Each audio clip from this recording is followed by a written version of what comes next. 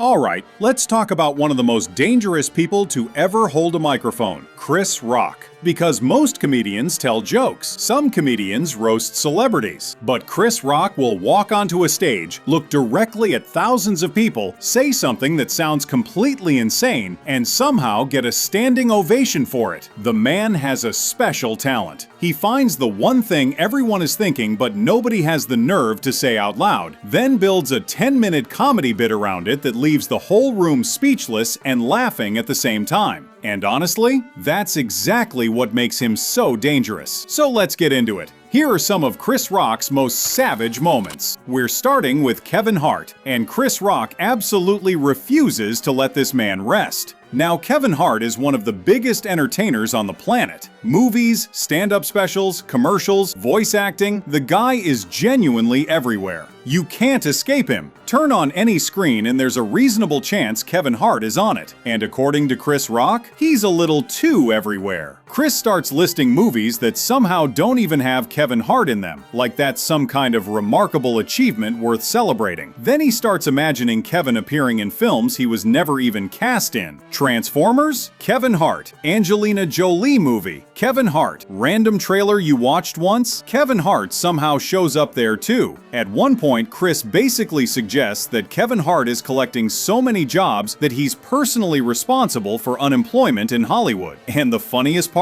Kevin is sitting there laughing because what else can you do? When Chris Rock starts roasting you, arguing back only makes it worse. Your best option is to smile and survive. Then Chris drops one of the most savage lines of the whole bit, saying Kevin makes movies so fast that even adult film stars can't keep up with his work rate. That's not a joke. That's a public attack dressed up as a compliment. And somehow, everybody loved it. Next up, the Oscars. Most award show hosts play it safe. They smile, read off the teleprompter, crack a few gentle jokes, and go home. Chris Rock apparently never received that memo. He walks onto one of the biggest stages in the entire entertainment industry and immediately starts firing shots in every direction. Actors, movies, Hollywood politics. Nobody is safe and nothing is off limits. One of the sharpest moments is when he points out that the only real acting you see at the Oscars is when people pretend they're not devastated after losing. The smile that doesn't reach the eyes. The gracious clap that's hiding pure rage inside.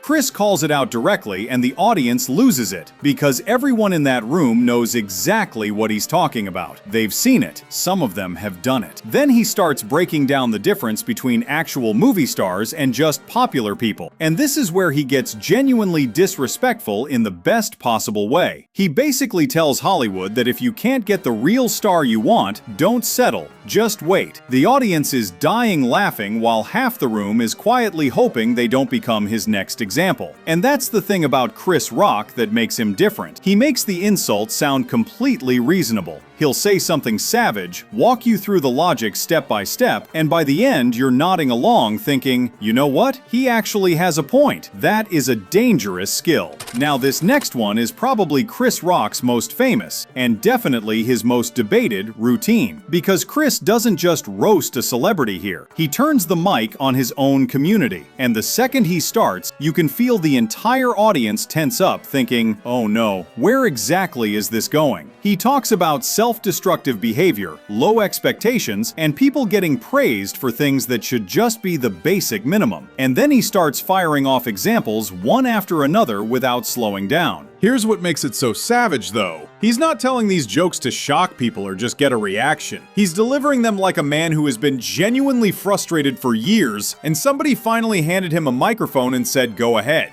There's no performance to it. It feels like the most honest rant you've ever heard, that also happens to be one of the funniest. He starts making fun of adults bragging about basic responsibilities. Taking care of your kids, staying out of trouble, showing up. Chris essentially says, that's not an achievement, that's the entry-level requirement for being a functioning human being. And every time the audience thinks he's done and about to wrap it up, he doubles down and goes even harder. The whole routine feels less like stand-up comedy and more like a brutally honest conversation that most people were too scared to have. And somehow it became one of the most talked about bits in comedy history. Some people thought it was brilliant. Some people thought it went too far, but everybody had an opinion, and everybody was talking about it. That's kind of the whole story of Chris Rock's career in one sentence. And then we have Chris Rock on relationships, which is hilarious because Chris doesn't approach this subject like a therapist trying to help people. He approaches it like a man who has watched absolute chaos unfold for years, started taking detailed notes, and finally decided to share his findings with the world. He starts talking about how people say they want one thing in a partner, and then consistently choose the exact opposite. And every observation gets more ridiculous than the last, while somehow still sounding completely accurate. The funniest part is the confidence. He'll make some completely outrageous statement about human behavior, and deliver it like it's an official scientific report. No hesitation, no hedging, just pure conviction, like he has done extensive research and the data is in. Then he moves into marriage. And according to Chris, marriage isn't difficult because people are fundamentally bad. Marriage is hard because eventually you have heard every single story your partner has. Every memory, every joke, every complaint, every opinion. You've heard all of it multiple times. The audience loses it because that's the kind of joke that lands precisely because it sounds painfully true. Then he gets into communication, specifically how differently people express themselves in relationships. And before long, the entire room is laughing because everybody recognizes at least one person from the situations he's describing. That's another reason Chris Rock hits so hard. Even when he's talking about strangers, it somehow feels like he's describing someone you know personally. And that's really what separates Chris Rock from a lot of comedians. He's not just writing jokes, he's observing people, really watching them, studying them, and then taking those observations, turning the volume all the way up, and presenting them back in the funniest way possible. He'll roast Kevin Hart, dismantle Hollywood, start conversations nobody else wants to have, break down relationships with the confidence of a professor, and somehow make all of it work in the same show without missing a beat. Most comedians find one lane and stay in it. Chris Rock swerves across all of them. And that's why so many of his bits are still remembered and still debated years later. Because whether you agree with him or not, and plenty of people don't, you remember exactly what he said. You remember where you were when you heard it. And honestly, that's probably the highest compliment a comedian can receive. Chris Rock isn't just funny, he's fearless. And when those two things come together, you get moments that people are still talking about decades later. So what do you think was Chris Rock's most savage moment? The Kevin Hart roast? The Oscar monologue? The relationship bits? Or the controversial stand-up that had everybody talking? Drop it in the comments right now, I genuinely want to know. And if you enjoyed the video, hit the like button, subscribe, and turn on notifications so you don't miss the next one. There's a lot more comedy legend content coming. Thanks for watching.